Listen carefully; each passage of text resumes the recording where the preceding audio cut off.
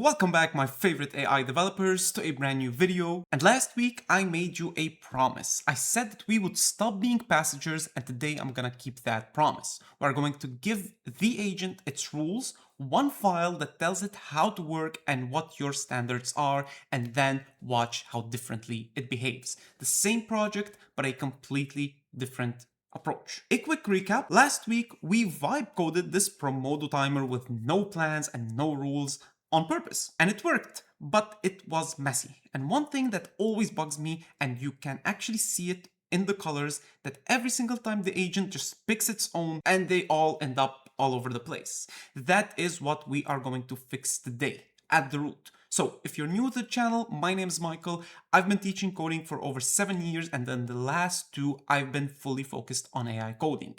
This is the world that I live in, and my goal is simple. I want to hand this information and skills over to you so that you can conquer the upcoming century of AI.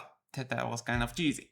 And a quick ask before we get started: if at any point you feel that you're enjoying the contents of this video, please make sure to hit that like button, and if you have any questions at any point, please make sure to leave them in the comments. I reply as fast as possible. And if this is the type of video and content that you like and you want to see these videos every single week on Monday, make sure to subscribe and hit the notification bell. I'm gonna be teaching you new skills every single week. Also, if you haven't grabbed it yet, I made a free PDF, 18 AI coding terms that every Python developer needs to know. Today we're gonna be mentioning 2 of them, and throughout we're going to be mentioning a lot of things, so you can go ahead into the link either in the description or in the top comment, grab the free PDF, and then use it throughout the video and throughout your life and coding development journey. Alright, so here's what was happening last time we were vibe coding this Pomodoro focus timer. Every time I prompted it, it was guessing. It was guessing the colors, it was guessing the style, it was guessing the stack, it was guessing a lot of stuff. And it was doing things that were not meant for it to do and changing things that I never asked it for. And that is typical behavior whenever you're vibe coding, and it's not the model being dumb, but it's on us because we haven't defined the rules correctly. So how do we define the rules correctly? This is how we define them. So your project should have something called a CLAUDE.md. Now, of course, if you are using Codex, then it's called AGENTS.md, and if you're using Gemini, then it's called Gemini.md. So what does this file contain? It contains, first of all, who you are, so that the agent knows what are the foundation it's working on. You should define your stack, so what kind of languages, coding style that you want to have. It defines your style. Obviously, this means when it comes to the coloring and the different setup and everything. What done means, because if you remember in the previous video, it was kind of getting to a point which it wasn't sure if that is the thing that it needs to do. So it always needed to come back to us so we can define what done actually means, and also most importantly, what to not touch.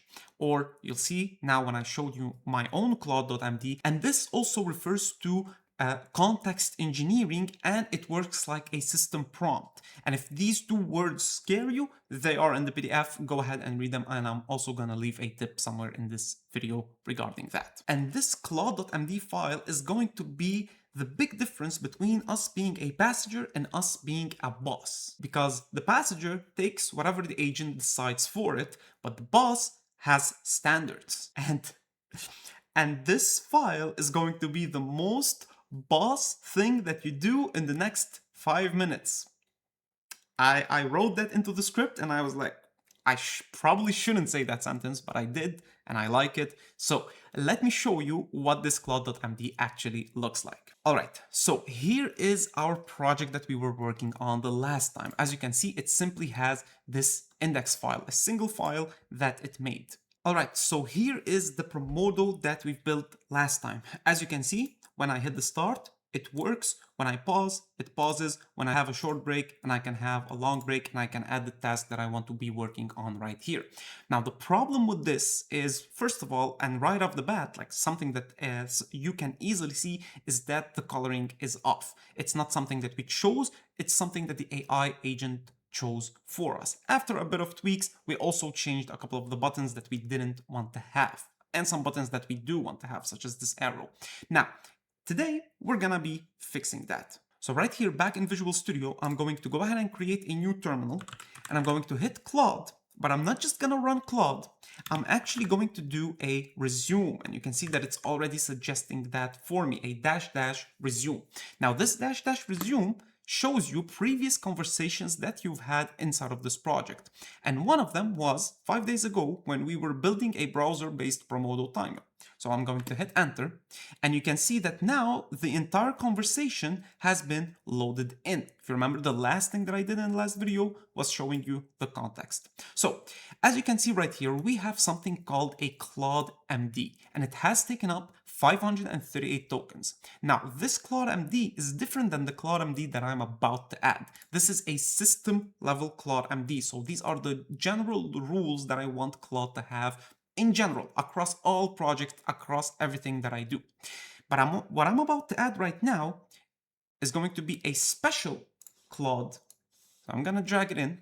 And by the way, if you don't know what .md is, CLAUDE.md, it's a markdown file, and basically a markdown file which has headline 1 with a single hashtags or 2 hashtags. If you're familiar with Notion, for example, it uses a lot of markdown files. It has the headlines and the bullet points and stuff like that. So this is my Claude.md, and I'm not gonna go into every single detail in this because it's kind of a big one. It's like 61 lines. What I'm going to do is I'm going to give you an overall structure. I'm going to leave it in the description so that you can download it, and you can change things based on your own preferences. And I highly recommend that you do, especially if you are working on a completely separate project.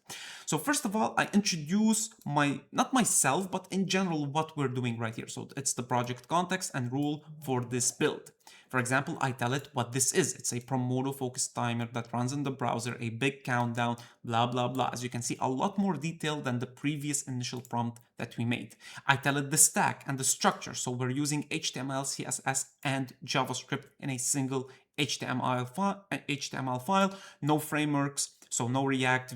And by the way, I didn't write all of this down myself. Of course, I had Claude help me do it, but I was giving it the parameters, rereading it, double checking, changing a few things, telling it like, hey, I want to have this, this, and this, etc. The most important one is going to be the colors. Not obviously not always, but the colors are going to show the difference between what we had previously and what's going to be happening now. And I used the colors from my website, AI Tutor Code. Go ahead and check it out in the description somewhere. I told it the type. This is more of a towards the font that it's going to be using, the style, so that it's clean, readable, desktop is the priority, what done means, so a change is done when it runs and no console errors, etc. And do not touch. For now, we don't want to have any persistence, meaning that when I close the session, and then I'll open it again if it's gonna work. No accounts, no settings panel for now, and do not refactor. This is very important. I'm telling it specifically to not be changing anything other or previous code that we were working on. Also something that's very important, somewhere around here, or even without it being mentioned right here, whenever I ask it to change something that is outside of this Claude.md, it will go ahead and ask me. So if we go back right here, now, I'm gonna hit context again. Boom. I'm gonna check for the context again. And as you can see, this hasn't been loaded yet. Now, you might be asking yourself like, hey, we already have the Claude.md. Why isn't it loading? Well, because whenever you have something like this, I'm going to go ahead and exit. Whenever you have a Claude.md that is added, you need to run this session again. So I'm gonna do a resume. And then I'm gonna load the same conversation, and I'm going to check the context again. And as you can see, we've loaded a new Claude.md file. And that's how you can differentiate between the system Claude.md and the project Claude.md. So we have a Claude.md right here that is taking up 907 tokens, which is this uppercase Claude. And then when you have this little wavy thing, .claude /Claude.md, that is the system Claude. All right, awesome. Now, what I've prepared is a little prompt that is going to fix a couple of things up. So let me paste it in here. I told it to take the existing interface and give it a proper design pass so it looks polished. and a full consistent with the project style. Improve the visual design and layout, but do not change how things work. So my goal from this is that without me telling it what colors are, or without changing anything, I just give it this instruction and it should improve the coloring and the fonts. One more thing I'm gonna tell it, run a local host in a shell command so that we can see it change as we're going through it. So I'm gonna give it a couple of seconds and then I will come back. All right, it is done. So actually, instead of running it inside of VS Code like last time, I'm gonna copy this local host and I am going to go ahead, look at this. Come on. First of all, on first glance, you can see that it used the colors that I specified it to use, which like is the orange and dark navy and stuff. It hasn't changed anything, and it also changed up the font. So if I run, it should be working fine. Perfect, amazing. I really, really like it. Now, let me go back into VS Code and show you something. The palette is now corrected, blah, blah, blah. But most important, look at all of the code. By the way, the green plus sign means the code that it added. The minus is the things that it removed. And if I scroll up, you can see that the design pass should bring the timer in line with the project's actual style guide. So look at this, it actually went through the Claude.md on its own. I didn't tell it, right? I did tell it to go through like the Claude project, yes, of course. But I did not specify the colors, I did not specify anything, so it just has its own rules. So that is really, really nice. Before we move on, another thing that I wanted to show you, what happens when we want to add a new feature. So I'm gonna tell it to add a circular progress ring around the countdown that empties as the session counts down. Keep everything in the single HTML file. Boom. No colors, no follow the project, no nothing. It already has all of the rules set up. So if I go back to the local host, we should see this happen on the spot automatically because we're running it in our browser. All right, I can see that it did not update automatically. So I'll just refresh. All right, so unfortunately it's not updating automatically. I would like that to be fixed, but look at this. The circle is orange. And if I hit start, you should see a little separation right here at the top. And we'll just give it a few minutes. All right, so just a couple of minutes. I'm really bored out of my mind looking at this timer. You know how whenever you're looking at the microwave and it takes a very long time, this is what I'm feeling right now. Anyway, as you can see, the circle is getting smaller, or just like finishing to the other side, and it's orange and it's the color that I needed. So it really, really is very, very nice. All right, now on to the last thing, which is your little mini challenge or exercise or whatever you'd like to call it. So now it's time for you to do the work. Very simple, very easy, just like I've always told you. The devil is in the details. You have to actually test these things on your own. It's very easy watching me do this stuff and being like, oh, this is very simple, I don't need to do it. But when you start doing things yourself, you're gonna notice that there's so many holes in your understanding. So I want you to open up your own project. If you haven't created one, and if this is the first video that you're watching, go ahead and make a new one and start from scratch. I'm gonna leave this project in the description if you wanna work on the same one throughout. You can use it. I want you to open the project and create a Claude.md in the folder of your new project. Give it the 5 things. If you want to use exactly my own, you can, but I at least change the colors. Like, go ahead and find some colors of your own.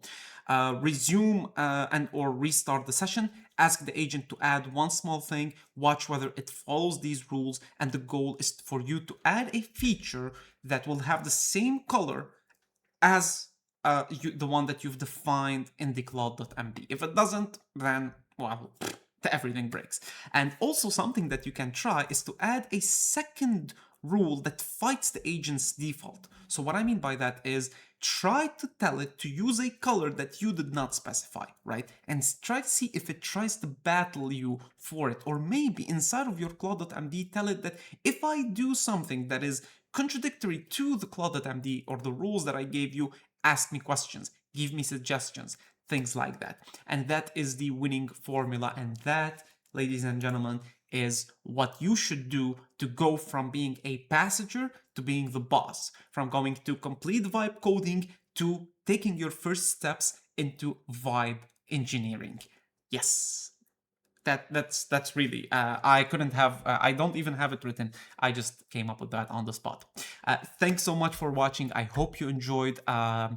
I honestly don't like how this project looks right now. In the next video, I'm going to be working on the planning, and in the planning we're gonna take this project a lot further than it currently is, because right now we're just it's barely working, right? It's just a Pomodoro timer that doesn't really give me like this vibe. Oh wow, this is an amazing setup, right? We want something more concrete, stronger, something that you can actually show to someone and them being like, wow, this is something that I would actually use, or something like that. So thanks so much for watching. I hope you enjoyed. If you got to this point, please make sure to leave me a like. If you have any questions, leave them in the comments. If you want to watch these videos, please make sure to subscribe and turn on the notification bell and all of that stuff. And also, a lot of weird stuff happened. A lot of big words were used. The 18 AI coding terms that every Python developer needs is in the description or the pinned top comment. And I will see you in the next video. Bye bye for now.